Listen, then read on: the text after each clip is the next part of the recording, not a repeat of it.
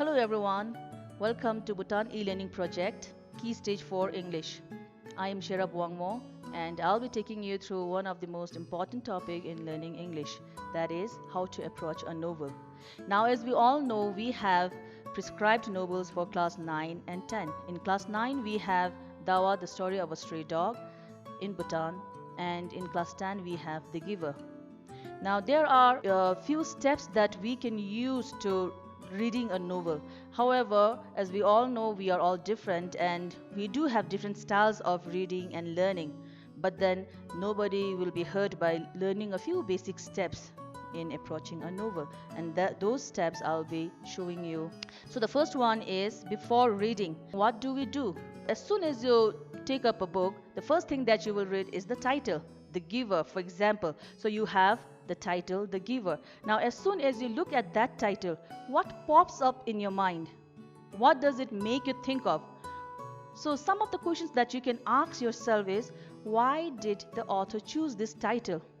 Why The Giver? Why not some other title? What is this giver? Who is this giver? Is it a character in the story? Is it the setting of the story? Does it have some great link to the story that is being read or being told? So these are certain questions you can ask yourself. Then the second one you can do is, you can note down all the things that pops up in your mind. You can note it down, take down notes, so that when you go back later on, you can always remember, you can refer and see whether your predictions had been correct or not. Then after that, what you can do is, then you go and read the blurb. Now blurb will always be at the back cover, outer back cover of the book. So if you read the blurb, what it will do is, it will give you a gist, a brief idea of what you can expect in the book. Some people, after reading the blurb, they feel their interest getting piqued, so they want to read more, they want to jump into the book. And some people, after reading the blurb, they feel that it's not the type of book that they would like to read. However, for class 9 and 10, there is no choice, you have to read it. But reading the blurb will be giving you a brief idea of what you can expect once you start reading the book. So after reading the book, what you can do is, you take down notes again. So the blurb is going to give you the gist of the story. Then what you can do is, so you can have a look at the cover picture. For class 9, you have the picture of a dog. As soon as you look at the picture of the dog, what comes to your mind? What could be the story that the stray dog has to tell us? How is it relevant to us? Because we are human, we are not dogs. So how can the story of a dog be relevant to humans? Why did our syllabus prescribe this? Why does our curriculum have this, the story of a stray dog in Bhutan? So you can ask questions, you can make predictions. Similarly, in The Giver, in some of the books you will have the image, the picture of an old man with white graying hair. And then in some other book, the new editions, you will have two men holding hands sitting on a chair over a table. So what could that picture illustrate? What could that picture tell you? What do you learn? What idea do you get by looking at those pictures? As soon as you have those thoughts going on in your mind, you can take note. You can note it down. Have a notebook at the side. Okay? So this is what you do before reading. If you look at the title of the cover page, the illustration of The Giver, you will see there are two men. One seems to be older than the other, and they are holding hands, and they seem to be engrossed in certain thought. So the connection between two men holding hand. Why do two men hold hand? Because normally we don't see two people of the same sex, same gender holding hands. So why in this story, why in this cover are two men holding hands? So this is a question that you can ask yourself. Do they have some connection in the story? Do they have a major role to play in the story? Does that scene, that picture, that illustration that you see in the cover, does it have some major role to play in the story later? Okay, so these are a few things that you can ask yourself. So first thing, read the title, ask questions. Second, go to the blurb, ask questions. Then look at the illustrations, ask questions. Now again, before reading, why do you think the writer wrote all those, the title, the blurb, and what kind of ideas are being provided in the blurb? Okay, and what does the image show you? So all this, you have now asked the questions, you have made the predictions. Now you have your note here by your side. Now what you must do is, now the second step after that is going to reading. So that is during reading. Okay, so what do you do during reading? So during reading, there are certain things you can ask yourself. Why did the author choose this book? Why did the author use this setting? Why did the author choose these characters, these names? I wonder why.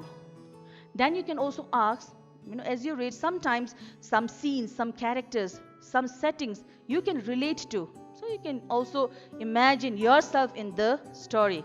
That is how you imagine. When you read a story, you try to put yourself in that story and you get engrossed, get carried away. Okay, so when you do that, you can also relate yourself to it, to what is being told in the story, what is being unfolded in the story. So you can maybe think, this is similar to what has happened in my life before. This is similar to what has happened yesterday, what had happened. And this is similar to what I've seen yesterday down there, maybe, okay, or last week. So this is how you relate. You relate your life experiences to what is being told in the story, what you are reading in the story. Similarly, there are certain things that you can read. Okay, they are being displayed. So you can use these cues to ask yourself questions, make predictions, relate yourself to the story, relate your life experiences to the story. Now, during reading, different people, like I said earlier, different people have different style of learning, and we learn differently. Okay, so now some people, what they do is they highlight the important aspects in the story as they read. And my advice to you is, since you are all students and you will be borrowing this book from the school, and then later on this same book is going to be passed down to other students, younger students, my advice is, please do not use permanent highlighters. Okay, but you can use pencil. Use pencils, highlight the important points that you come across. Highlight it, write certain notes at the side. And then you have a book in front of you, write a journal, take down notes, because certain people, just highlighting, it's not guaranteed that we will be going back and reading what has been highlighted, all those notes that we have made in the textbook. Okay, so what you can do is, as soon as you do that, you note it down in the journal beside you. Then after that, once you have finished reading the book, you can always revisit the journal, reread what you have learned. It will give you a brief idea of what you have read earlier. So this is like a key to your learning. And another way to learn this is to draw tables. So you have a table, okay, a table. So in the first one you have the character, the second one you have plot, and the third one you have setting. Now what you can do is, in the character part, what is character? So when we say character, we always look at who are the people, who are the characters in the story. So it would always be character who. Okay, so the key word for character is who. Then you have the plot. So for the plot, we always look for events, because plot is always made up of events. So we have events. Okay, then the setting. So that is when we say setting, we look at the time. What time is the story set in? Okay, when? And also we look at where is the story taking place, where is the events taking place. Now with that, we have in the first column, we have chapter 1. So what you have is, you have the character in chapter 1, you have the plot, and you have the setting. Now what it does is, it gives you an idea of the relation between the character to the plot, and how is the plot and the character fitting the setting. How are they fitting the setting in that chapter? Then in the next column you have the remarks. So what you do is, as soon as you have character Jason in the giver, okay, then you have who is Jason, why is Jason being introduced in this chapter. Okay, plot, what is the connection between Jason and the plot in this chapter. So you have it in the remark. Then setting, where is this story taking place, what is the time, where is the place. So you have that. Then how is the character of Jonas and the plot related to this events, okay, and this setting. So this note that you have, if you take it down in a journal, it's going to give you a brief idea, and then at the end, for each chapter you have made this kind of table. So at the end you have the whole book analyzed, and what this does is, these are concrete idea that you are looking at, and this concrete idea will actually help you arrive to the theme of the story. Okay, so these are certain things that you can do. Okay, and of course there are people who will just stop, look at certain words, and they will highlight the word, and they will look at the dictionary will be there in front of them. They will look at the dictionary, they will look for the meaning. That is also good, because that is that is the kind of intensive reading that you're doing. And then certain people will just skip fluently, reading fluently without stopping. That is extensive reading. So you can have both of these techniques to reading also, besides what I have already told you earlier. Now after reading, what do you do? So after reading, what you do is you summarize. So now you have your journal, you have your notes, you have your table, you have arrived to the theme. After looking at all this, you have arrived at the theme. What is the overarching theme in the story? What is the theme for each chapter, and how all these themes together brings us to the overarching theme? And this will give you a clear idea of what the author is trying to depict through his or her story, what the author is trying to tell the readers, the lesson that the author is trying to give to the readers through the story that has been written. Okay, so after that you have summarized the whole text, summarized the whole story that you have read, summarized the novel. Then you note down 3 important points that you have learned from the whole text, 3 ideas that you have picked up.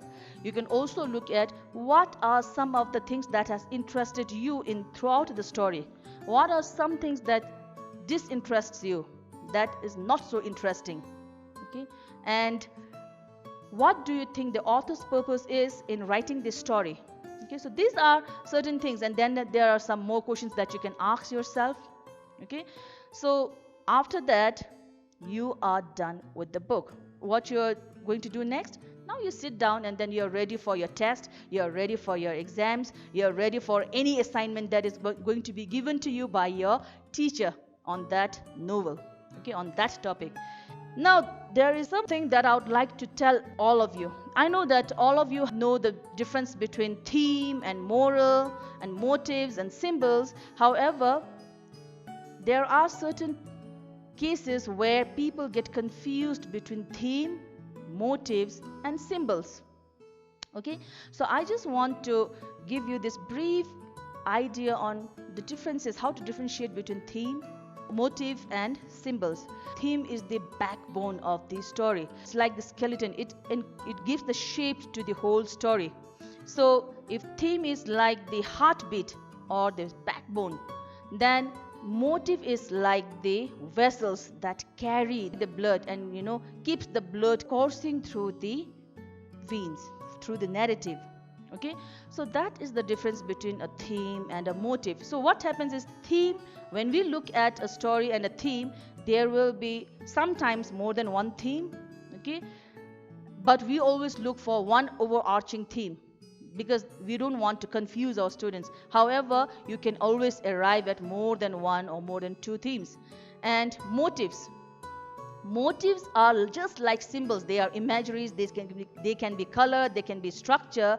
However, the difference between motive and symbols is that symbols may occur just once or twice through the story, and they are put there for certain reason, to give idea to what the author wants to say, or maybe the theme, or maybe the motive itself. Okay, however, motives are symbols, colors, structures that occur throughout the story time and again, and what it does is, motives actually helps to build up the theme in the story. So when you look at motives and symbols and theme, if you've come across certain colors, certain images, certain structures in the story, and if you're confused whether it is a motive or a symbol, read the whole text and see if it is occurring again and again and again through the story, and how it helps to build up the theme. And if it is contributing towards the building of the theme, you can always assume that it is motif. And more, I think, more on this topic you can learn it in your class from your English teachers. Best of luck, and I hope you're all safe. Please stay home, take care, and be safe. Thank you.